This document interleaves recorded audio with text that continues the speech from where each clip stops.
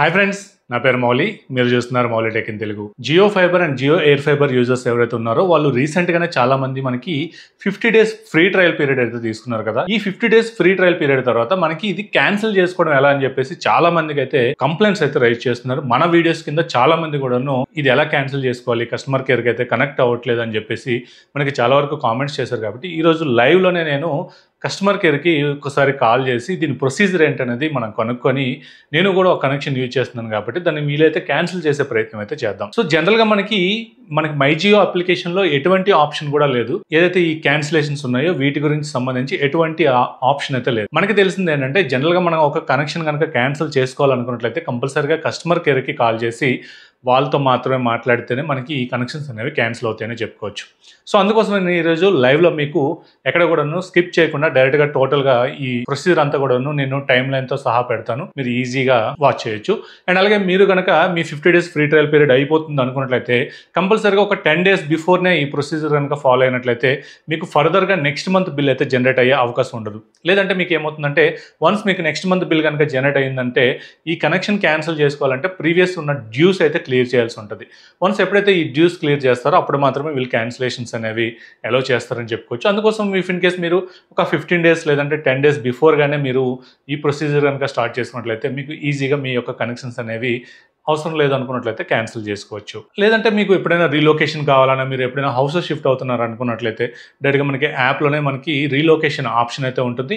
But ఈ cancellations గురించి అయితే ఎటువంటి ఆప్షన్ లేదని చెప్పుకోవచ్చు. సో జనరల్గా మనకి ఏదైతే ఈ కస్టమర్ కేర్ నెంబర్ ఉందో ఈ కస్టమర్ కేర్ నెంబర్ నేను ఇక్కడ డిస్ప్లే చేస్తుంది కదా, ఈ నెంబర్ అయినా అవుతుంది. లేదనుకున్నట్లయితే మీరు మై జియో అప్లికేషన్లో లాగిన్ అయ్యాక సో ఇక్కడ మీరు స్క్రీన్ రికార్డ్ అయితే చూడొచ్చు. ఈ స్క్రీన్ రికార్డ్లో మనకి నేను ఏదైతే ప్రొసీజర్ చేస్తున్నానో ఇదంతా కూడా ఇక్కడ డిస్ప్లే అవుతుంది. సో మై జియో సెక్షన్లో మనకి హోమ్ అండి, ఈ హోమ్లో మనకి ఏముంటుందంటే ఫైబర్ అండ్ ఎయిర్ ఫైబర్ కనెక్షన్కి సంబంధించిన టోటల్ డీటెయిల్స్ అన్నీ కూడాను మనకి ఇక్కడ అందుబాటులో ఉండడం జరుగుతుంది.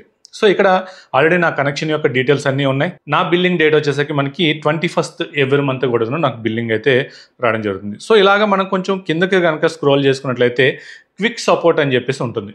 సో ఈ క్విక్ సపోర్ట్లో మనకి డయాగ్నోస్టిక్స్ అంటే మన కనెక్షన్ ఎలా ఉంది, వర్క్ అవుతుందా లేదా అని చెప్పేసి మీరు చెక్ చేసుకోవచ్చు. లేదంటే లైవ్ చాట్ చేయొచ్చు. లేదంటే కాలర్స్ అని చెప్పేసి ఒక ఆప్షన్ ఉంది. ఈ కాలర్స్లో కూడాను మనం డైరెక్ట్గా వాళ్ళకైతే కాల్ చేయొచ్చు. సో ఇక్కడ మీరు ఇక్కడ ఏదైతే నెంబర్ కనిపిస్తుందో ఈ నెంబర్ మాత్రమే డయల్ చేయండి. మీరు గూగుల్లో సెర్చ్ చేసినా మనకి ఇదే నెంబర్ మ్యాక్సిమం వస్తుంది. If in case other numbers కనుక మీకు వచ్చినట్లయితే అది స్కిప్ చేసి ఇది అఫీషియల్ నెంబర్ అని చెప్పుకోవచ్చు. సో నేనైతే కాల్ చేస్తున్నాను. సో డైరెక్ట్గా నాకు లాంగ్వేజ్ అనేది తెలుగులోనే వస్తుంది. కొంతమందికి ఇక్కడ ఇంగ్లీష్ హిందీ వచ్చే అవకాశం ఉంటుంది. సో ఇక్కడ ఏదైతే మీ లాంగ్వేజ్ వచ్చిందో మీరు తెలుగు వచ్చినట్లయితే no problem. If in case other languages వచ్చినట్లయితే మీరు కంపల్సరీగా తెలుగులోకి అయితే కన్వర్ట్ అవ్వండి.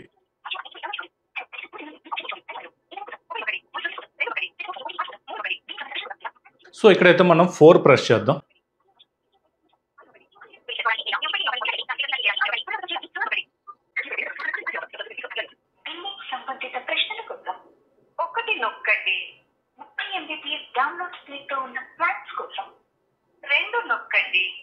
సో నేను ఇక్కడైతే 1 అయితే ప్రెస్ చేస్తున్నాను.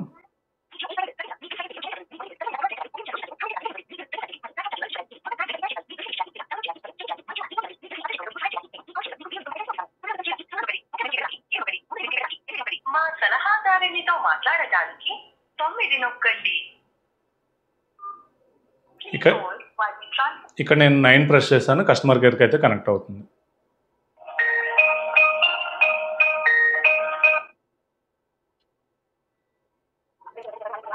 గుడ్ ఈవినింగ్ అండి. ఇప్పుడు నేను already Jio air fiber connection use చేస్తున్నాను. ఇది డిస్కంటిన్యూ చేయాలనుకుంటున్నాను. ప్రొసీజర్ ఏంటో చెప్తారా?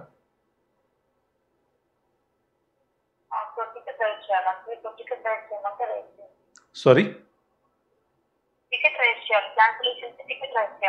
ఓకే. అది మీరే చేస్తారండి లేకపోతే అదర్ ఇంకేమైనా ప్రొసీజర్ ఉంటుందా? ఓకే, నాకు కొంచెం ప్రొసీజర్ చేసి పెడతారా? యా,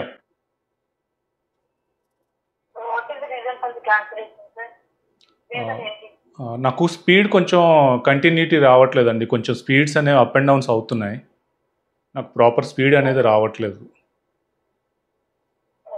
నా వర్క్స్ అవ్వట్లేదు అందుకోసం.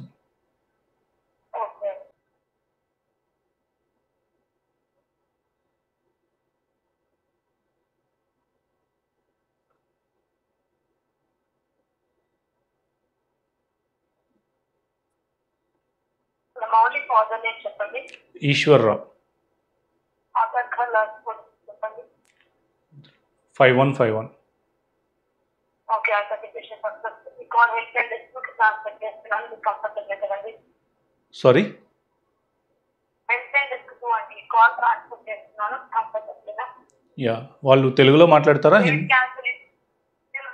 తెలుగు వాళ్ళకి ట్రాన్స్ఫర్ చేస్తాను. తెలుగు ఇంగ్లీష్. యా, అది కంఫర్టబుల్ ఇంగ్లీష్ ఆల్సో. తెలుగు అండి.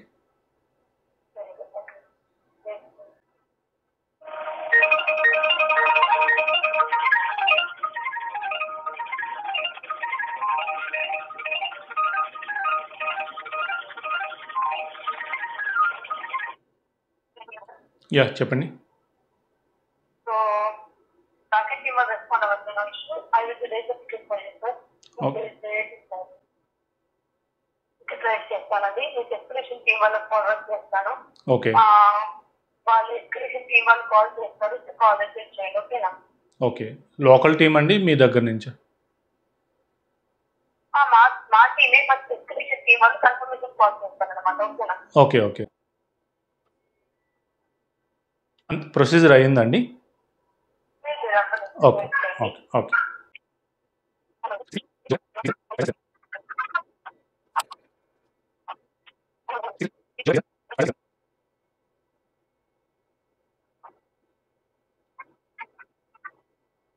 ఓకే సార్, టికెట్ రైజ్ చేస్తాను.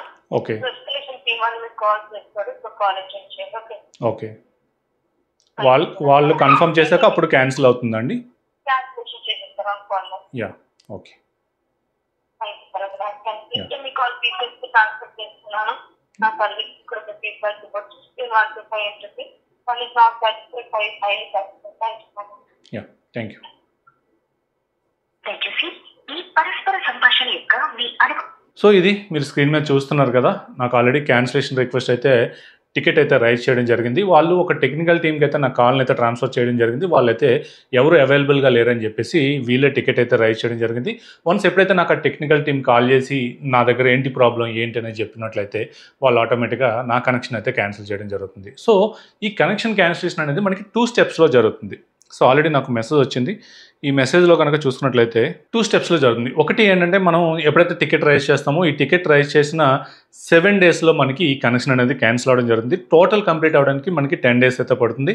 ఎప్పుడైతే మనకి కనెక్షన్ క్యాన్సిల్ అవుతుందో, కనెక్షన్ క్యాన్సిల్ అయిన వితిన్ 3 డేస్లో మనకి ఏవైతే ఈ డివైజెస్ ఇచ్చారో, లైక్ మనకి ఈ రౌటర్ ఉంది కదా, ఈ రౌటర్ కానీ లేదంటే జియో యొక్క సెటప్ బాక్స్ ఉంటుంది కదా, మనకి 4K setup box with remote, ఇట్లా మనకి ఏదైతే ప్రొవైడ్ చేస్తారో ఈ ప్రొవైడ్ చేసిన డివైజెస్ అన్నీ కూడా వన్స్ వీళ్ళు మన దగ్గరికి వచ్చి ఎక్కడైతే మనకి ఇన్స్టలేషన్ చేస్తారో అక్కడికి వచ్చి ఇక్కడ నుంచి పిక్ చేసి పంపించడం అయితే జరుగుతుంది. సో వన్స్ ఎప్పుడైతే మనకి ఈ డివైజెస్ అనేవి మనకు వాళ్ళు హ్యాండ్ ఓవర్ చేస్తామో మన కనెక్షన్స్ అంతా కూడాను టోటల్గా కంప్లీట్ అయిపోతుంది, అంటే క్లోజ్ అయిపోతుంది. ఈ కనెక్షన్ క్లోజ్ అయ్యే ముందు మనకి ఏదైనా డ్యూస్ ఉన్నాయి, ఇఫ్ ఇన్ కేస్ మీకు 50 డేస్ తర్వాత మీకు ఫస్ట్ బిల్ జనరేట్ అయింది అనుకోండి, అప్పుడు మనకి 707 రూపీస్ అయితే డ్యూ ఉండడం జరుగుతుంది, ఎందుకంటే నెక్స్ట్ మంత్ బిల్ కాబట్టి. సో ఈ బిల్ అనేది మీరు కంపల్సరీగా క్లియర్ చేయాల్సి ఉంటుంది.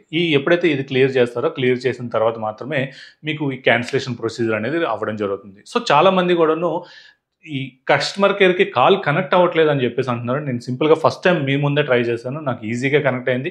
సో నేను ఏదైతే ఈ ప్రొసీజర్ చెప్పానో ఈ ప్రొసీజర్ చెప్పినట్టు సేమ్ నెంబర్స్ కనుక మీరు డైల్ చేసినట్లయితే మీకు ఆటోమేటిక్గా కస్టమర్ కేర్కి అయితే కనెక్ట్ అవుతుంది. కస్టమర్ కేర్ కూడా మనకి మ్యాక్సిమం తెలుగులోనే వీళ్ళు రెస్పాండ్ అవ్వడం జరుగుతుంది. చాలా డీటెయిల్డ్గా మనకి జియో ఫైబర్ కనెక్షన్ లేదంటే జియో ఎయిర్ ఫైబర్ కనెక్షన్ ఎలా క్యాన్సిల్ చేసుకోవాలని చెప్పేసి టోటల్ ప్రొసీజర్ అనేది తెలిసింది అనుకుంటున్నాను. సో ఇట్లాంటి మోర్ కంటెంట్ కోసం మన ఛానల్స్ని అయితే ఫాలో చేయండి. సో ఇది ఈ వీడియో మీకు నచ్చింది అనుకుంటున్నాను. నచ్చినట్లయితే లైక్ చేయండి, షేర్ చేయండి. అలాగే మన ఛానల్ ఇంకెవరైనా సబ్స్క్రైబ్ చేయకుండా చూస్తున్నట్లయితే సబ్స్క్రైబ్ చేయండి. Thank you. This is Mouli signing off.